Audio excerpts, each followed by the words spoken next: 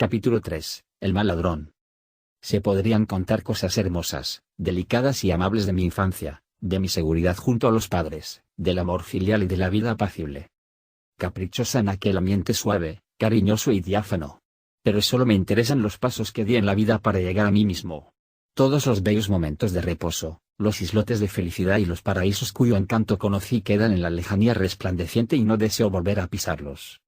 Por eso, al evocar mi juventud, hablaré solo de lo nuevo que me salió al encuentro, impulsándome adelante y desarraigándome. Las acometidas vinieron una y otra vez del otro mundo, y siempre trajeron consigo miedo, violencia y remordimiento. Siempre fueron turbulentas y pusieron en peligro la paz en que yo hubiera querido vivir constantemente. Vinieron los años en los que volví a descubrir que en mi interior latía un instinto que en el mundo permitido y diáfano había que disimular y ocultar.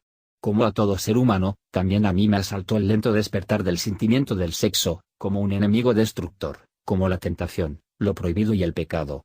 Lo que mi curiosidad buscaba, lo que suscitaba sueños, placer y miedo. El gran misterio de la pubertad. No encajaba en absoluto dentro de la felicidad mimada de mi paz infantil. Yo hice como todos. Llevé la doble vida del niño que ya no es un niño. Mi conciencia habitaba en el mundo familiar y permitido, mi conciencia negaba el nuevo mundo que surgía. Pero al margen de aquel, yo vivía en sueños, instintos y deseos subconscientes sobre los que construía puentes la conciencia, cada vez más atemorizada porque el mundo infantil se desmoronaba. Como casi todos los padres, tampoco los míos colaboraron en el despertar de los instintos vitales, de los que nunca se hablaba. Solo colaboraban con un cuidado infatigable en mis esfuerzos desesperados por negar la realidad y seguir viviendo en un mundo infantil, que cada día era más irreal y más falso. No sé si los padres pueden hacer mucho en estos casos, y no hago a los míos ningún reproche. Acabar con mi problema y encontrar mi camino era solo cosa mía, y yo no actué bien, como la mayoría de los bien educados. Todos los hombres pasan por estas dificultades. Para el hombre medio es este el punto en que las exigencias de su propia vida entran en colisión dramática con las circunstancias, el punto en que tiene que luchar más duramente por alcanzar el camino que conduce hacia adelante. Muchos viven tal morir y renacer, que es nuestro destino, solo en ese momento de su vida en que el mundo infantil se resquebraja y se derrumba lentamente, cuando todo lo que amamos nos abandona y, de pronto, sentimos la soledad y la frialdad mortal del universo que nos rodea. Muchos se estrellan para siempre en este escollo y permanecen toda su vida apegados dolorosamente a un pasado irrecuperable, al sueño del paraíso perdido, que es el peor y más nefasto de todos los sueños. Volvamos a nuestra historia. Las sensaciones y los sueños con que se me anunció el fin de mi infancia no son tan importantes como para relatarlos. Lo importante fue el mundo oscuro, el otro mundo había vuelto a aparecer. Lo que un día significó Franz Cromer se hallaba ahora en mí mismo. Y con esto, y también desde fuera, consiguió el otro mundo poder sobre mí. Habían pasado ya varios años desde la historia con Cromer. Aquella época dramática y culpable de mi vida parecía estar muy lejana y haberse disuelto en la nada como una corta pesadilla. Franz Cromer hacía mucho tiempo que había desaparecido de mi vida, y apenas si me fijaba en él cuando me lo encontraba alguna vez en la calle. Sin embargo, la otra figura importante de mi tragedia, Max Damian, no llegó a desaparecer ya nunca de mi horizonte. Durante mucho tiempo se mantuvo muy al margen, visible pero pasivo. Lentamente fue acercándose, irradiando otra vez su fuerza y haciendo sentir su influjo. Intento recordar lo que sabía de Damian en aquel tiempo. Puede ser que no hablara con él ni una vez durante un año o más. Yo lo evitaba y él no me importunaba en absoluto. Quizá me saludaba cuando alguna vez nos encontrábamos. Me parecía entonces que en su amabilidad había un leve destello de sarcasmo o de irónico reproche, pero probablemente eran imaginaciones mías. La aventura que yo había vivido con él y el extraño ascendiente que había ejercido sobre mí parecían como olvidados, tanto por su parte como por la mía. Busco su imagen, y ahora que reflexiono sobre él recuerdo que permanecía siempre ahí y que yo me daba cuenta de ello. Lo veo ir al colegio, solo o entre algunos alumnos mayores, y lo veo extraño, solitario y silencioso, caminando entre ellos como un astro, rodeado de su atmósfera propia, viviendo según sus propias leyes. Nadie le quería. Nadie tenía trato íntimo con él, excepto su madre, y tampoco ella parecía tratarle como a un niño sino como a un adulto. Los profesores procuraban dejarle tranquilo. Era un buen alumno, pero no intentaba gustar a nadie, y de vez en cuando oíamos algún rumor sobre una respuesta, un comentario o una réplica que había dado a algún profesor, en un tono difícilmente superable por su áspera provocación y su ironía. Cierro los ojos y me parece ver su imagen. ¿Dónde fue? Sí, ahora vuelvo a recordar. Fue en la calle, frente a nuestra casa. Le vi allí un día, con un bloque en la mano, dibujando. Estaba copiando el viejo escudo con el pájaro tallado que campeaba sobre el portal de nuestra casa. Yo me encontraba en la ventana, escondido detrás de la cortina y le observaba. Con profundo asombro vi su rostro atento, distante y despejado, vuelto hacia el escudo. Era el rostro de un investigador o de un artista, inteligente y lleno de voluntad, extrañamente despejado y distante, con ojos llenos de experiencia. De nuevo lo veo. Fue un poco más tarde, en la calle, estábamos a la salida del colegio, agrupados en torno a un caballo caído. El caballo, aún enganchado a su carro, yacía resoplando angustiada y lastimeramente por los hollares dilatados y sangrando de una herida invisible, mientras el polvo blanco de la carretera se iba tiñendo lentamente de oscuro.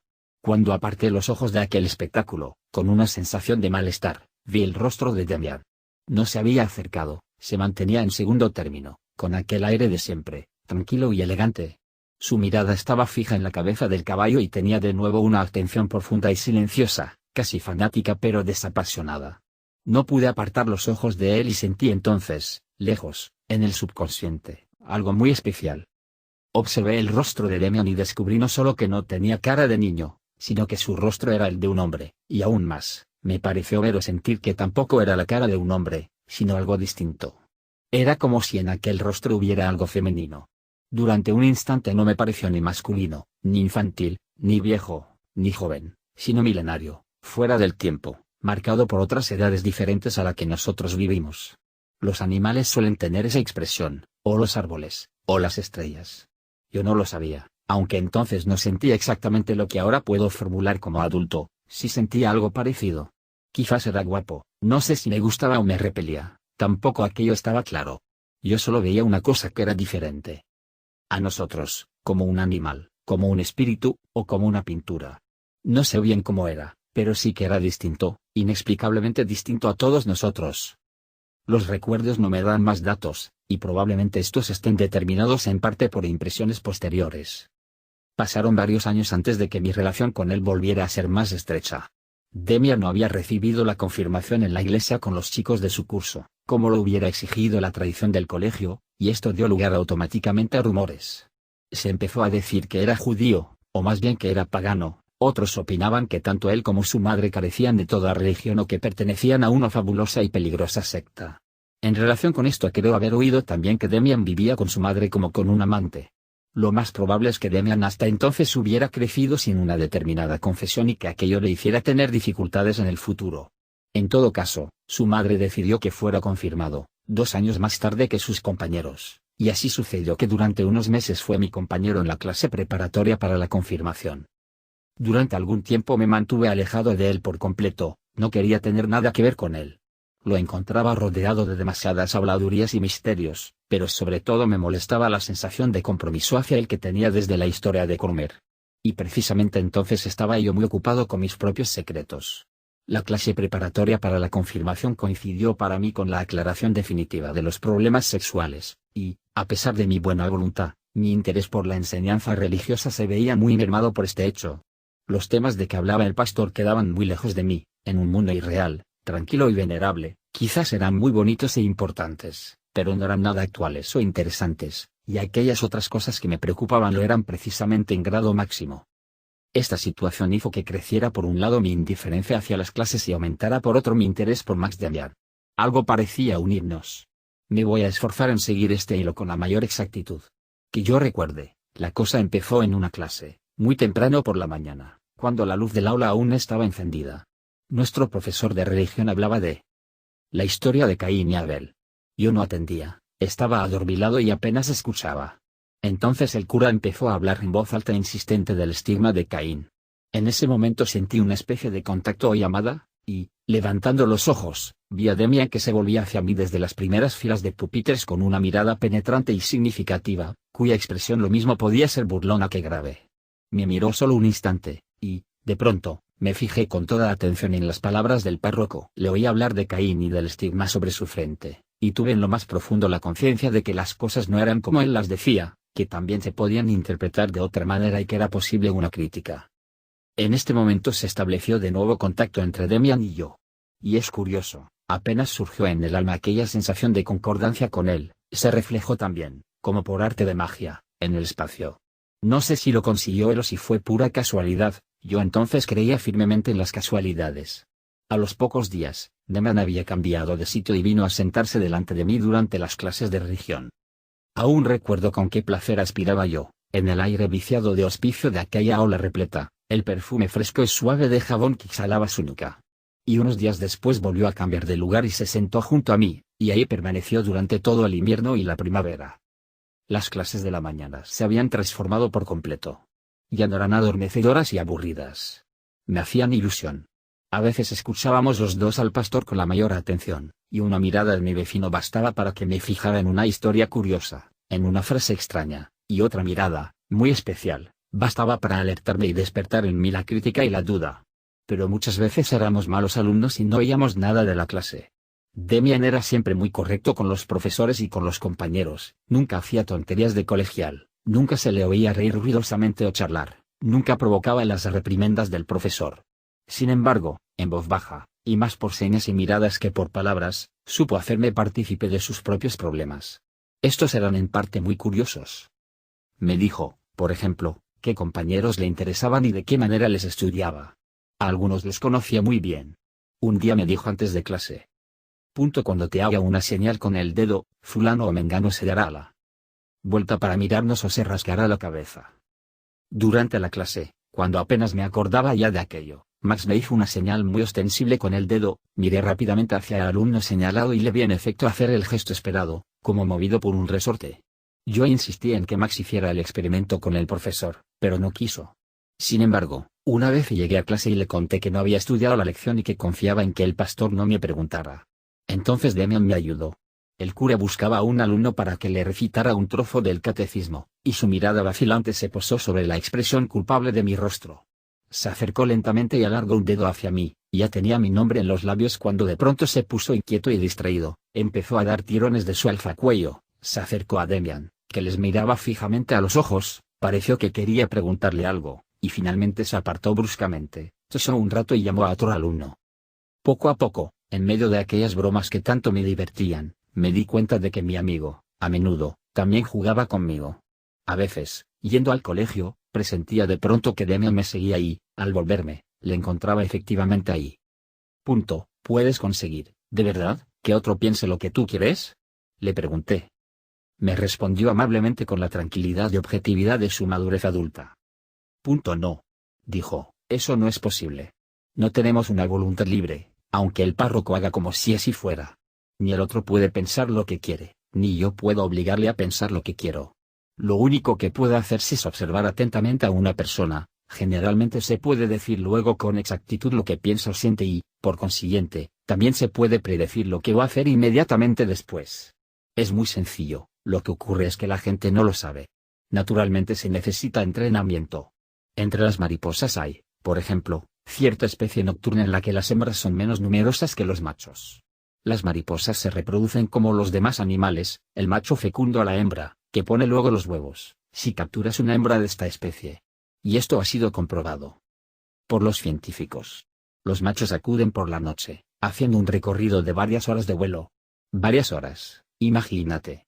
Desde muchos kilómetros de distancia los machos notan la presencia de la única hembra de todo el contorno. Se ha intentado explicar el fenómeno, pero es imposible. Debe de tratarse de un sentido del olfato o algo parecido, como en los buenos perros de caza, que saben encontrar y perseguir un rastro casi imperceptible. ¿Comprendes? Ya ves, la naturaleza está llena de estas cosas, y nadie puede explicarlas. Y yo digo entonces, si entre estas mariposas las hembras fueran tan numerosas como los machos, estos no tendrían el olfato tan fino. Lo tienen únicamente porque lo han entrenado. Si un animal o un ser humano concentra toda su atención y su voluntad en una cosa determinada, la consigue. Ese es todo el misterio. Y lo mismo ocurre con lo que tú dices. Observa bien a un hombre y sabrás de él más que él mismo. Estuve a punto de pronunciar las palabras adivinación de pensamiento y recordarle con ellas la historia de Cormer, que quedaba tan lejana. Pero con respecto a ese asunto sucedía algo muy raro entre nosotros, ni él ni yo hacíamos nunca la más mínima alusión a que hacía unos años él había intervenido de una manera tan decisiva en mi vida. Era como si nunca hubiera habido nada entre nosotros o como si cada uno contara con que el otro hubiera olvidado lo pasado. Sucedió incluso que nos encontramos una o dos veces con Franz conviviendo por la calle, pero no intercambiamos ni una mirada ni pronunciamos palabra alguna sobre él. ¿Cómo explicas lo de la voluntad? Pregunté. Dices que no tenemos libre albedrío, pero también aseguras que uno no tiene más que concentrar su voluntad sobre un objetivo para conseguirlo. Ahí hay una contradicción. Si no soy dueño y señor de mi voluntad, tampoco puedo concentraría libremente sobre esto o aquello. Me dio unas palmadas en el hombro. Siempre lo hacía cuando alguna ocurrencia mía le gustaba. Si me gusta, que me preguntes. Exclamó riendo. Siempre hay que preguntar, que dudar. Verás, es muy sencillo. Si una de esas mariposas, por ejemplo, quisiera concentrar su voluntad sobre una estrella, o algo por el estilo, no podría hacerlo. Así, ni lo intenta siquiera. Elige como objetivo solo lo que tiene sentido y valor para ella, algo que necesita, algo que le es imprescindible. Por eso logra lo increíble, desarrolla un fantástico sexto sentido, que ningún animal excepto ella posee. Nosotros tenemos un radio de acción más amplio y más intereses que un animal. Pero también estamos limitados a un círculo relativamente estrecho y no podemos salir de él. Yo puedo fantasear sobre esto o aquello, imaginarme algo. Por ejemplo, que me es indispensable ir al Polo Norte, o algo por el estilo.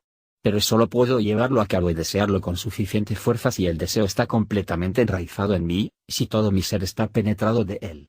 En el momento en que esto sucede e intentas algo que se te impone desde dentro, la cosa marcha, entonces puedes enganchar tu voluntad al carro, como si fuera un buen caballo de tiro. Si yo, por ejemplo, me propusiera conseguir que nuestro pastor no volviera a llevar gafas, no lo lograría. Sería un puro juego. Pero cuando me propuse en el otoño que me cambiara de pupitre, lo logré fácilmente. De pronto apareció un chico que me precedía en la lista alfabética y que había estado enfermo hasta entonces, como alguien tenía que cederle el sitio. Fui yo quien lo hizo porque mi voluntad estaba decidida a aprovechar inmediatamente la ocasión. Sí. Dije, a mí también me produjo una sensación muy extraña aquello. Desde el momento en que empezamos a interesarnos el uno por el otro te fuiste acercando a mí cada vez más. Pero, ¿cómo sucedió? Al principio no conseguiste sentarte a mi lado, durante algún tiempo ocupaste el banco delante del mío. ¿Cómo sucedió aquello? De la manera siguiente. Yo mismo no sabía con exactitud a dónde quería trasladarme. Sabía únicamente que quería estar sentado más atrás. Me lo dictaba mi deseo de acercarme a ti, pero no lo sabía conscientemente. Al mismo tiempo, tu voluntad también actuaba tirando de mí, ayudándome. Hasta que no estuve sentado delante de ti no me di cuenta de que mi deseo estaba realizado solamente en parte, me di cuenta de que lo que deseaba era estar junto a ti. Pero entonces no entró ningún alumno nuevo en nuestra clase. No. Pero yo hice simplemente lo que me apetecía y me senté por las buenas a tu lado. El chico con el que cambié de sitio solo se extrañó y me dejó hacer. El cura notó una vez que ahí se había producido un cambio, en general cada vez que tiene que dirigirse a mí, algo le inquieta oscuramente. Sabe muy bien que me llamo Demian y que yo, con un apellido empezando con la letra D, no debo estar detrás, entre la 5. Pero eso no llega a su conciencia porque mi voluntad se lo impide y porque yo le pongo obstáculos. El buen hombre se da cuenta de que hay algo que no funciona. Me mira y empieza a devanarse los sesos. Pero tengo un remedio muy sencillo. Siempre les miro fijamente a los ojos. La mayoría de la gente no lo resiste. Todos se ponen muy inquietos. Cuando quieres conseguir algo de alguien, le miras inesperadamente a los ojos con firmeza, y si ves que no se intranquiliza, puedes renunciar a tu deseo, no vas a conseguir nada de él. Yo no conozco más que una persona con la que me falla el sistema. ¿Quién? Pregunté rápidamente.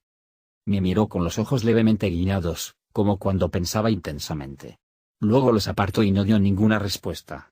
A pesar de la curiosidad tan fuerte que sentía, no pude repetir la pregunta. Creo, sin embargo, que se refería a su madre. Parecía vivir con ella en una confianza total. Sin embargo, nunca me hablaba de ella, ni me llevaba a su casa. Yo apenas la conocía. En aquella época intenté algunas veces imitarle y concentrar mi voluntad sobre un deseo con toda intensidad para conseguirlo. Eran deseos que me parecían bastante apremiantes. Pero no lograba nada. Nunca me atreví a hablar de ello con Demian. Lo que yo deseaba no hubiera podido confesárselo, y él tampoco preguntaba. Mi fe religiosa había sufrido entre tanto bastante deterioro, sin embargo, mis pensamientos, influenciados por Demian, se diferenciaban de aquellos de mis compañeros que habían llegado al escepticismo total. Había unos cuantos que ocasionalmente dejaban caer frases sobre lo ridículo e indigno que era creer aún en Dios y en historietas tales como la Santísima Trinidad y la Inmaculada Concepción, y que opinaban que era una vergüenza seguir contando todavía semejantes patrañas. Yo no pensaba así en absoluto. Aún en los casos de duda, conocía a través de las experiencias de mi niñez la realidad de una vida piadosa como la que llevaban mis padres, y sabía que no era indigna ni falsa. Es más, seguía sintiendo el mayor respeto por lo religioso. Pero Demian me había acostumbrado a considerar e interpretar los relatos y dogmas religiosos con más libertad y personalidad, con más fantasía. Por lo menos yo seguía siempre con agrado las interpretaciones que él me proponía, aunque muchas me parecieran demasiado extremistas, como la historia de Caín. Una vez, sin embargo, llegó a asustarme durante la clase de religión con una teoría aún más atrevida. El profesor había hablado del Gólgota. El relato bíblico de la pasión y muerte del Salvador me había impresionado mucho ya desde niño. Cuando mi padre nos leía en Viernes Santo la historia de la pasión, yo vivía profundamente emocionado en ese mundo dolorosamente hermoso de Getsemaní y del Gólgota, pálido y fantasmal pero tremendamente vivo. Cuando escuchaba la pasión según San Mateo, de Bach, el sombrío y poderoso fulgor del dolor que irradiaba aquel mundo misterioso me inundaba con estremecimientos místicos. Aún hoy esta música y el actos trágicos son para mí la quinta esencia de la poesía y la expresión artística. Al final de aquella clase, Demian me dijo muy pensativo: Hay algo, Sinclair, que no me gusta. Vuelve a leer la historia y analízala bien, verás que tiene un sabor falso. Me refiero a los dos ladrones. Es grandioso el cuadro de las tres cruces erguidas allá, sobre la colina. ¿Para qué nos vienen con la historia sentimental del buen ladrón? Primero fue un criminal y cometió Dios sabe cuántos delitos, después se desmorona y celebra verdaderos festines de arrepentimiento y contrición. ¿Me puedes decir qué sentido tiene ese arrepentimiento a 2 pasos de la tumba? No es más que la típica historia de curas, dulzona, falsa y sentimental aun con fondo muy edificante. Si hoy tuvieras que escoger de entre los 2 hombres a uno como amigo, o tuvieras que decidirte por uno para darle tu confianza, seguro que no elegirías a ese converso llorón. No, elegirías al otro, que es todo un hombre y tiene carácter. Le importa 3 pitos la conversión, que, dada su situación, no puede ser más que palabrería, y sigue su camino hasta el final, sin renegar en el último momento cobardemente del demonio que le había ayudado hasta entonces. Es un carácter, y los hombres con carácter quedan siempre mal parados en la Biblia. Quizá fuera un descendiente de Caín, ¿tú qué crees? Me quedé consternado. Había creído estar totalmente familiarizado con la historia de la pasión y ahora descubría con qué poca personalidad, imaginación y fantasía la había escuchado y leído. Sin embargo, el nuevo pensamiento de Demian me sonaba muy mal y amenazaba conceptos cuya existencia me creía obligado a salvar. No, no se podía jugar así con las cosas, incluso con las más sagradas. Él, como siempre, notó inmediatamente mi resistencia, antes de que yo dijera algo. Ya sé. Dijo resignado. Es la eterna historia. El caso es no ser consecuente. Pero te voy a decir una cosa, este es uno de los puntos en los que aparecen con toda claridad los fallos de nuestra religión. El Dios del Antiguo y Nuevo Testamento es, en efecto, una figura extraordinaria, pero no es lo que debe representar. Él es lo bueno, lo noble, lo paternal, lo hermoso, y, también, lo elevado y lo sentimental. De acuerdo. Sin embargo, el mundo se compone de otras cosas, y éstas se adjudican simplemente al diablo, escamoteando y silenciando toda una mitad del mundo. Se venera a Dios como Padre de la vida, negando al mismo tiempo la vida sexual, sobre la que se basa la vida misma, declarándola diabólica y pecaminosa. No tengo nada en contra de que se venere al Dios Jehová. En absoluto. Pero opino que deberíamos santificar y venerar al mundo en su totalidad, no solo a esa mitad oficial, separada artificialmente. Por lo tanto, deberíamos tener un culto al demonio junto al culto divino. Sería lo justo. O si no, habría que crear un Dios que integrara en sí al diablo y ante el que no tuviéramos que cerrar los ojos cuando suceden las cosas más naturales de la vida. Demian, en contra de su costumbre, se había acalorado, mas enseguida volvió a sonreír y dejó de acosarme. Sus palabras dieron en el misterio de mis años infantiles, misterio que sentía en cada momento y del que no había dicho ni una palabra a nadie. Lo que dijo Demian sobre Dios y el demonio, sobre el mundo oficial y divino frente al mundo demoníaco silenciado, correspondía a mi propio pensamiento, a mi mito, a mi idea de los 2 mundos o mitades, la clara y la oscura. El descubrimiento de que mi problema era el de todos los seres humanos, un problema de toda vida y todo pensamiento, se cernió de pronto sobre mí como una sombra divina y me llenó de temor y respeto al ver y sentir que mi vida y mis pensamientos más íntimos y personales participaban de la eterna corriente del pensamiento humano. El descubrimiento no fue alegre, aunque sí alentador y reconfortante. Era duro y áspero, porque encerraba en sí irresponsabilidad, soledad y despedida definitiva de la infancia. Revelando por primera vez en mi vida un secreto tan íntimo, conté a mi amigo los conceptos, tan arraigados desde mi infancia, de los dos mundos, y él se dio cuenta enseguida de que, en lo más profundo, yo aceptaba sus razonamientos. Pero no era su estilo aprovecharse de ello. Me escuchó con más atención que nunca, mirándome fijamente a los ojos, hasta que tuve que apartar los míos porque volví a sorprender en su mirada aquella extraña intemporalidad casi animal, aquella inconcebible antigüedad. Ya hablaremos otro día, dijo con cuidado. Veo que piensas más de lo que puedes expresar. Claro que si es así te darás cuenta también de que nunca has vivido completamente lo que piensas, y eso no es bueno. Solo el pensamiento vivido tiene valor.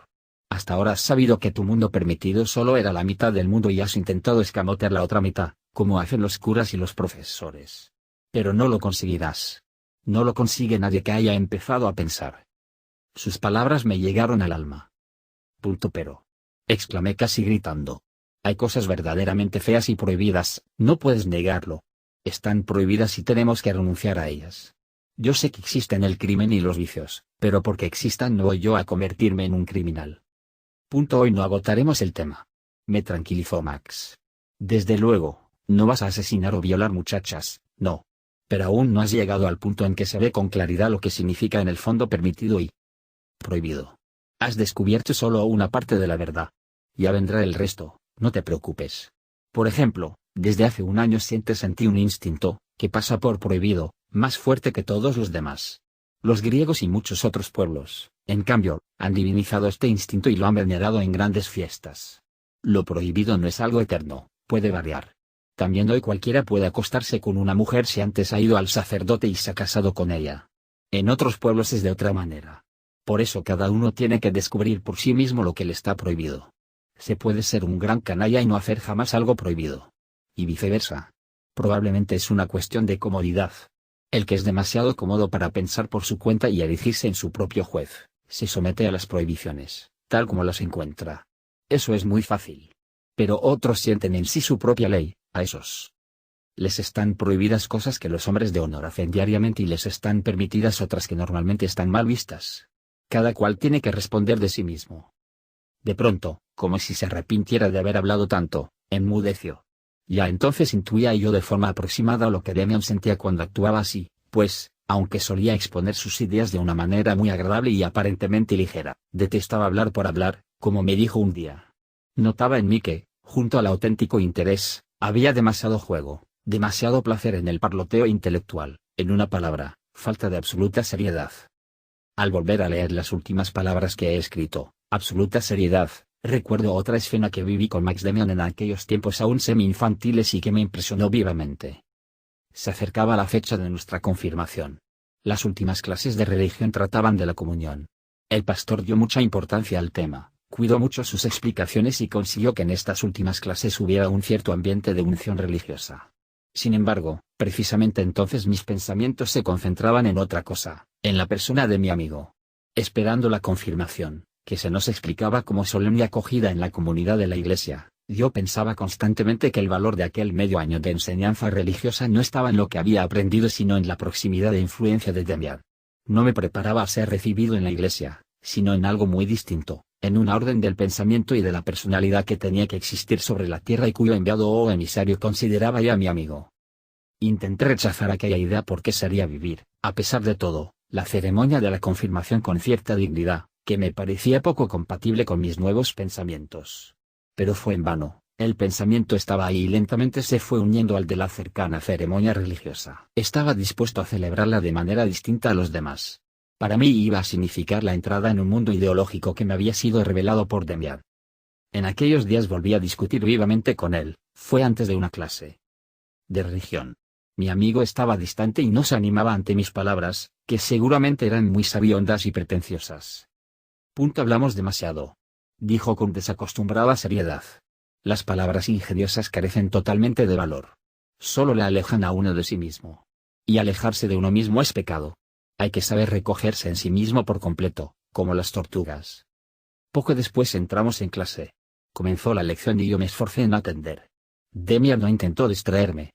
Al cabo de un rato empecé a sentir a mi lado, donde estaba él sentado, algo extraño, un vacío, un frío o algo parecido, como si el lugar que ocupaba se hubiera quedado desierto. Cuando aquella sensación empezó a hacérseme insoportable, volví la cabeza. Vi a mi amigo sentado muy derecho y correcto, como siempre. Sin embargo, tenía un aspecto totalmente diferente al acostumbrado, algo que yo desconocía irradiaba de él y le rodeaba. Creí que tenía cerrados los ojos, pero luego vi que los mantenía abiertos, estaban fijos, no miraban, no veían. Estaban dirigidos hacia adentro, hacia una remota lejanía. Demian estaba completamente inmóvil y parecía que no respiraba, su boca parecía como esculpida en madera o mármol, su rostro pálido, de una palidez uniforme, era como de piedra, y solo su pelo castaño tenía vida. Sus manos descansaban delante de él, sobre el pupitre, inertes y quietas como objetos, como piedras o frutas, pálidas e inmóviles, pero no blandamente, sino como firme y segura protección de una intensa y oculta vida. Aquel espectáculo me hizo temblar. Está muerto, pensé y estuve a punto de gritar. Pero sabía que no lo estaba. Fascinado, no podía apartar los ojos de su rostro, de aquella pálida y pétrea máscara, sintiendo que aquel era el verdadero Demian.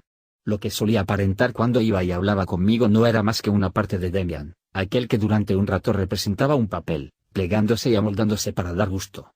Pero el verdadero Demian tenía este aspecto pétreo, ancestral, animal, bello y frío, muerto y al mismo tiempo rebosante de una vida fabulosa. Y en torno suyo el vacío silencioso, el éter, los espacios siderales, la muerte solitaria. Ahora se ha sumergido del todo en sí mismo, pensé estremecido. Nunca me había sentido tan solo. Yo no participaba de él, estaba fuera de mí. Alcance, más lejos que si se encontrara en la isla más lejana del mundo. No podía comprender cómo nadie, excepto yo, se daba cuenta. Todos tenían que verle, todos tenían que estremecerse. Pero nadie se fijó en Demian. Seguía erguido como una estatua, rígido como un ídolo. Según me pareció entonces, mientras una mosca se posaba sobre su frente y recorría lentamente su nariz y sus labios, sin que él reaccionara con el más leve gesto. ¿Dónde se encontraba en esos instantes? ¿Qué pensaba, qué sentía? ¿Se hallaba en un paraíso o en un infierno? No me fue posible preguntárselo. Cuando al final de la clase le volví a ver vivir y respirar, nuestras miradas se cruzaron y constaté que era el de antes. ¿De dónde venía? ¿Dónde había estado? Parecía cansado. Su rostro tenía otra vez color, sus manos se movían, su pelo castaño, sin embargo, parecía ahora sin brillo y como cansado. En los días que siguieron intenté varias veces en mi dormitorio un nuevo ejercicio. Me sentaba muy derecho en una silla, inmovilizaba los ojos, me quedaba completamente quieto y esperaba a ver cuánto tiempo podía aguantar y qué sensaciones tenía. Pero solo conseguí cansarme y que los párpados me escocieran fuertemente. Poco después fue la confirmación, de la que no me ha quedado ningún recuerdo importante. Después, todo cambió. La niñez fue derrumbándose a mi alrededor. Mis padres empezaron a mirarme un poco desconcertados. Mis hermanas me resultaban muy extrañas. Un vago desengaño deformaba y destenía los sentimientos y las alegrías a que estaba acostumbrado. El jardín ya no tenía perfume, el bosque no me atraía, el mundo a mi alrededor parecía un saldo de cosas viejas, gris y sin atractivo, los libros eran papel y la música ruido. Así van cayendo las hojas de un árbol otoñal, sin que él lo sienta, la lluvia, el sol o el frío resbalan por su tronco, mientras la vida se retira lentamente a lo más íntimo y lo más recóndito. El árbol no muere, espera. Se había decidido que después de las vacaciones iría a otro colegio, por primera, lejos de casa. A veces, mi madre se acercaba a mí con especial ternura, despidiéndose ya por adelantado y esforzándose en llenar mi corazón de amor, nostalgia y recuerdo. Demian estaba de viaje. Yo estaba solo.